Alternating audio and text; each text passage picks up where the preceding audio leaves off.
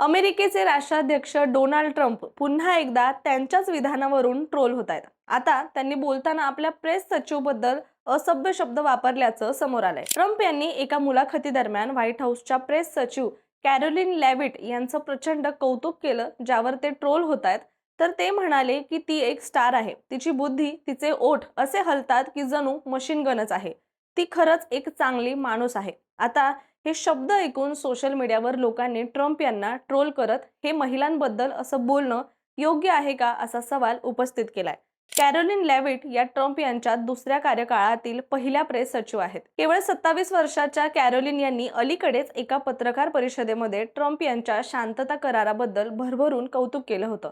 त्या म्हणाल्या होत्या, ट्रम्प यांनी आंतरराष्ट्रीय स्तरावर शांततेसाठी जे करार केलेत ते उल्लेखनीय आहेत। मात्र ट्रम्प यांच्या विधानावर जर तुम्ही ऑफिसमध्ये एखाद्या महिला कर्मचाऱ्याबाबत असं बोललात तर तुम्हाला नोकरीवरून काढलं जाऊ शकतं असं लोक म्हणालेत।